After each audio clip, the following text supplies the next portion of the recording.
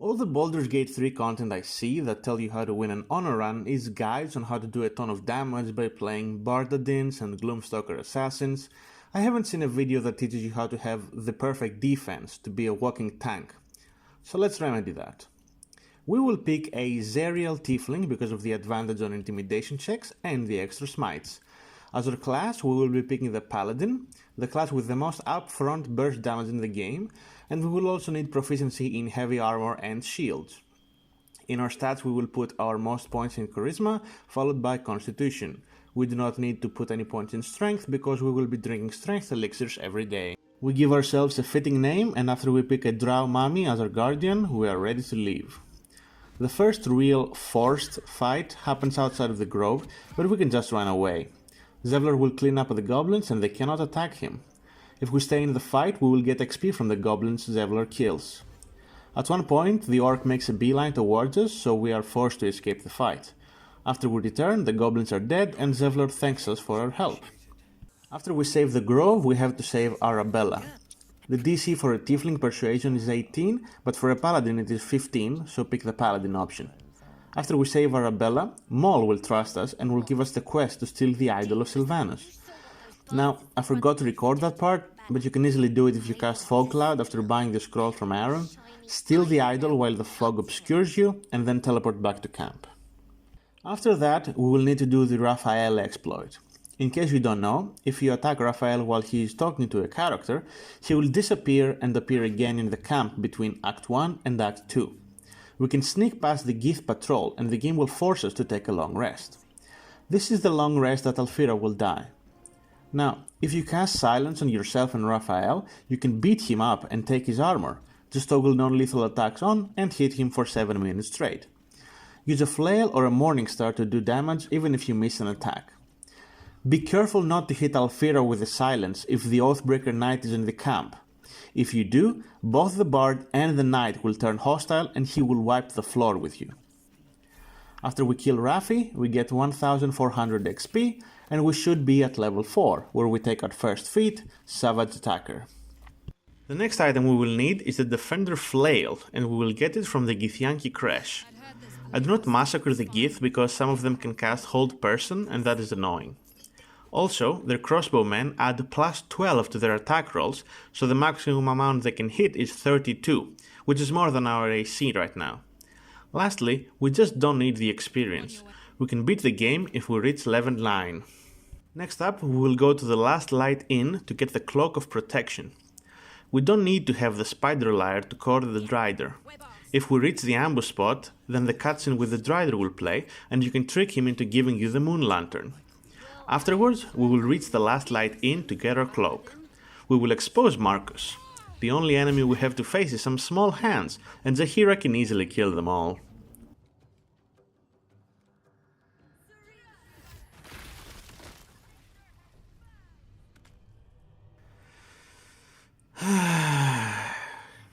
Thanks, Zahira.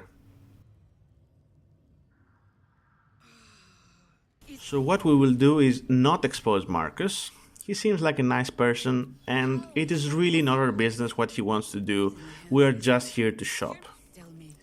After that, we will go to Moonrise Towers and get the +3 shield.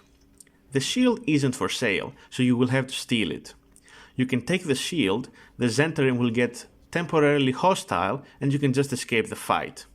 If you move the shield, one of the Zentarim will come to take it and then you can pickpocket them.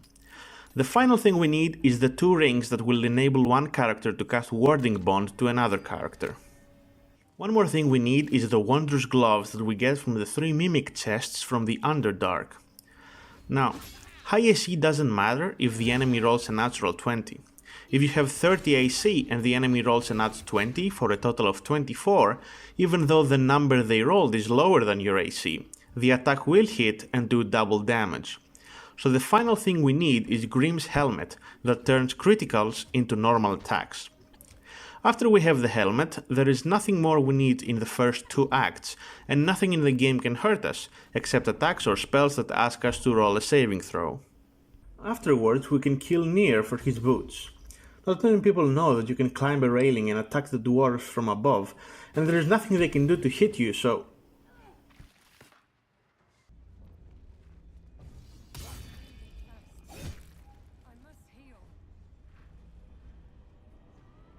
So what you want to do in the dwarf fight is keep your legs on the ground at all times. Do not even jump, stay away from chasms and the lava, and just beat them up. You should have like 33 AC at this point with Shield of Faith.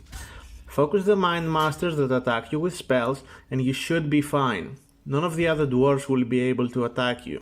Make sure to get the smoke powder from the gnome before you move on. After this, you will be ready to take on the Shar Gauntlet. You can respec into Bard for knock and invisibility and kill Balthazar by unlocking his door while the room is swarming with Justiciar ghosts. The Necromancer and his minions will not attack the summoning spheres, so they will be overwhelmed by the ghosts. You can also cast Knock on the Gate in the lower level, so you only need one orb to pass the gauntlet. Just a small side note, do not fuck with the Zealots in Moonrise Towers. They have a reaction called War God's Blessing that adds plus 10 to an attack they make, and they can add Divine Smite to that and one-shot you, so stay away from the Zealots. In the Siege of Moonrise Towers, you can drink an Invis potion and skip the entire fight. In the Ketheric fight, you can jump on this beam and nobody will be able to touch you except that mage that can cast Fireball, so attack her first. Let the angel take all the damage and chip little by little from above. Unfortunately, it is impossible to defeat Merkel with this build, so we will have to resort to Battlemancy. On the screen now is the minimum explosives you need to guarantee the kill, and it is also the maximum you can carry with 21 strength. Here is a handy little Python script I wrote to calculate the average damage this amount of explosives will do. When Ketheric is low, go to the hole and settle the explosives down. Then, jump back up to your safe spot. Make sure you have an action available when you kill Ketheric, so either have haste or kill him with a bonus action. When Merkel spawns, throw a fireball at the explosives and win the fight. After we kill Merkel, the pushover, we have to mentally prepare ourselves for the hardest and worst mission in the game. An NPC protection mission. At least the mission where you have to protect Isabel is not mandatory. If you don't speak to her, it doesn't trigger. In this one, it is both mandatory and you simply lose if you fail. Moreover, the Emperor is completely useless. He regularly levitates in the melee range of an enemy monk and then walks away and gets hit with an attack of opportunity. He does this once every 2 turns, man. He also has Mind Flare domination, and all monks have Cleanse Mind, and it automatically ends the condition. The Emperor wastes his turns casting a spell that will end in the beginning of the enemy's turn. He has Chain Lightning and he either doesn't cast it or he casts it when there is one enemy left with like 10 HP. And I lost one honor run because he completely bugged out and didn't even take any actions. So now that I think about it, it was business as usual for him. After we reach Baldur's Gate, we need to upgrade our elixir. And we realize that Cloud Giant elixirs do not spawn until you are level 9. So we go visit Dad, we killed some rats. Yeah, I thought that rats would give more than 1 XP. That's 10 minutes of my life I'm not getting back. We take a walk in the park, we rob a bank, we kill Minsk, fight some dinosaurs and some clowns. The final things we need are Bolduran's helmet that adds 1 AC, keeps the criticals our normal attacks buff, and adds a buff that makes it so we cannot get stunned. Then we get the Cloak of Displacement that automatically casts Blare on us in the beginning of its turn. So finally, now we are ready to kill Orin. She will not transform since we are the Dark Urge and...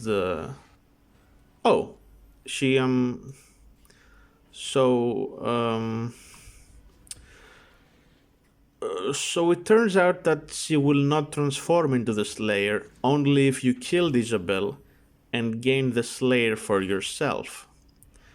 And if you leave the duel, then the fight will change and Orin will get the unstoppable charges and the Boon of Baal will cast a debuff on you that will kill you instantly. Let's do this one last time. We kill Isabel after we free the Night Song, so there is nobody left at the inn to defend her. We kill Orin without even taking damage. We reach the Netherbrain and we let it kill Gortash. We eat Morpheus. We reach the Brainstem. We cast Globe of Invulnerability and start concentrating on Karsus' domination.